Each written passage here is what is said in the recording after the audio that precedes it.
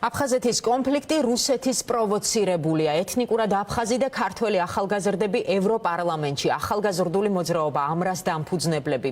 დაურ ბუავა და მიხეილ კვატაშიძე სოხუმის უნივერსიტეტის დელეგაციასთან ერთად ბრიუსელში იმყოფებოდნენ. ევროპარლამენტის ხდომაზე მათ სამშვიდობო ინიციატივა გააჟღერეს. რა იყო ქართველი და აფხაზი ახალგაზრდების მთავარი სათქმელი? მიხეილ კვატაშიძე არის ჩვენი სტუმარი. ძალიან დიდი მადლობა მიხეილ, რომ ხართ ჩვენთან ერთად. გამარჯობათ, მოგესალმებით, მადლობა თქვენ მოწვევისთვის. ძალიან დიდი მადლობა.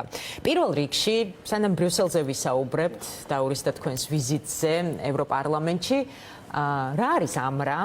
ამ ახალგაზრდა ორგანიზაციის შესახებ გვითხარით. როგორ დაკავშირდით ეს ორი ადამიანი ერთმანეთთან და რატომ გადაწყვიტეთ ორგანიზაციის ჩამოყალიბება? რამდენიმე კითხვა გავაერთიანოთ. კარგით, ამრა არის ახალი სიტყვა ქართულ-აფხაზურ სამშვიდობო ინიციატივებში.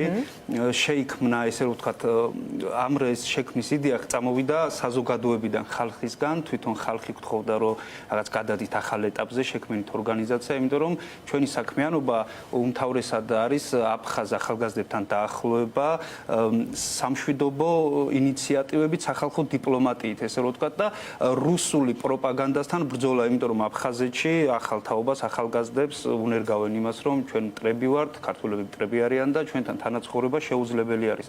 ამ საქმეში წინსვლა გვაქვს, მაგრამ სამუშაო კიდევ ძალიან ბევრია. კი ბატონო, აი დაურს საიდან დაური მოღვაწეობდა აფხაზეთში. მოღვაწეობდით მანამდე და რატომ გადაიკვეთეთ? ყოველთვის მთავარი ჩემი საზრუნავი სატკივარი იყო ეს საქართველოს გამთლიანება, ტერიტორიული მთლიანობა. დაური გავიცანი სოციალური ქსელის მეშვეობით, მოღვაწეობდა აფხაზეთში, ცხოვრობდა და შემდეგ მან გადაწყვიტა იმიტომ რომ ენახა რა ხდებოდა თბილისში, როგორი განწყობა იყო აფხაზების მიმართ, გადაწყვიტა თბილისში გადმოსვლა, შემდეგ უკანონო დაბრუნება, მაგრამ იმ ნეგატივის გამო რაც მის გადმოსვლას მოყვა და ვიდეოების ჩაწერას და ასე შემდეგ გადაიფიქრა. მას ჰქონდა იმის მოლოდინი, საინტერესოა ახლა თქვენ მას შემდეგ ამ ნეგატიური დამოკიდებულების შემდეგ გადაწყვიტა საქართველოში და დარჩენა თბილისში დარჩენა უკაცრავად და აღარ გადავიდა ოკუპირებულ აფხაზეთის ტერიტორიაზე და მქონდა მოლოდინი რომ შეიძლებოდა მას თავისუფლად შეეძინებოდა. ესე იგი მაინც ის არისო კარგად ინფორმირებული ამ ყველაფერზე. კარგად ინფორმირებული და აი ძალიან პოზიტიურად აზროვნებდა ამ განხრით რომ აი მე გადავალ თბილისში ჩავალ, ნახავ იქ რა ხდება და შემდეგ დავბრუნდები ისევ აფხაზეთში, მაგრამ იქ სისხლის სამართლის საქმე აღუძრეს,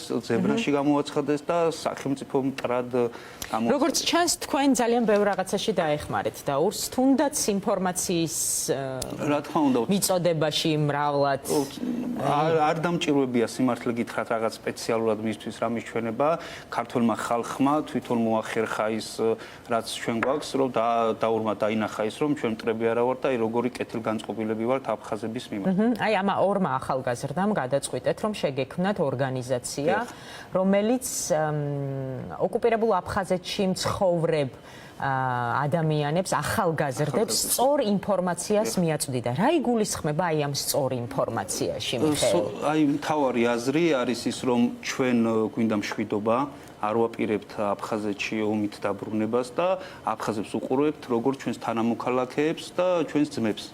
რუსეთის როლი აქ როგორია? რუსეთის როლი ძალიან დიდი არის ამ პროპაგანდაში, რაც აფხაზეთში მიმდინარეობს ახალგაზრდებს შორის, იმიტომ რომ ჩვენ მათ გონი ვართ მტრები და მთავარი პრობლემა აი რუსეთი ახერხებს იმას რომ აფხაზებს აჩვენოს რომ მთავარი პრობლემა თვითონ რუსეთი კი არ არის როგორც ეხლა მტკიცდება აფხაზეთში მიმდინარე მოვლენებთან დაკავშირებით, არამედ მთავარი პრობლემაა ვართ ქართველები, ესე რომ ვთქვა. კი ბატონო, საინტერესოა აი ახლა საუბრობთ იმ ახალგაზრდების ვთქვათ ინფორმირებულობაზე, რომლებიც ოკუპირებულ აფხაზეთში ცხოვრობენ, მაგრამ იგივე წიაღში ცხოვრობდა დაური. რატომ ქონდა ასეთი ჯანსაღი დამოკიდებულება ამ ყველაფერთან დაკავშირებით მას და საიდან ქონდა ეს ინფორმაცია?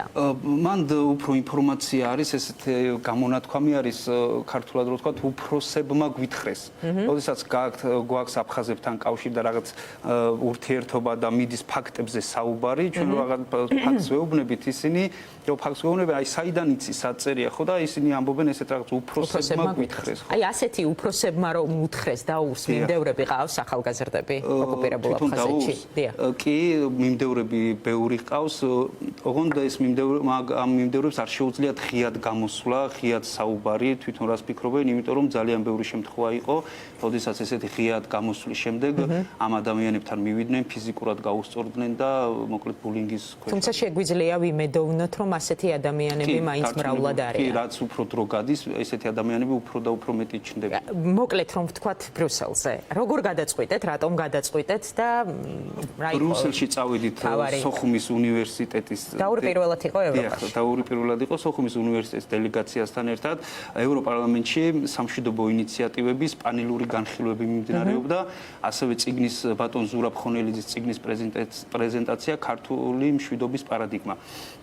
ძალიან საინტერესო იყო ევროპარლამენტარები კიდევ ერთხელ მოუყევით ევროპარლამენტარებს როგორი სიტუაცია არის ოკუპირებულ ტერიტორიებზე და კიდევ ერთხელ დავანახეთ რომ ჩვენი მხარე თბილისი მხოლოდ მშვიდობიანად ცდილობს აფხაზეთის დაბრუნებას და არანაირ ძალისმიერ გზაზე არ ვფიქრობთ. ძალიან დიდი მადლობა მიხეილ კვატაშიძე. მადლობა თქვენ. ახალგაზრდა ორგანიზაცია ამრას ერთ-ერთი დამფუძნებელი. ძალიან დიდი მადლობა მიხეილ, რომ იყავით ჩვენი სტუმარი.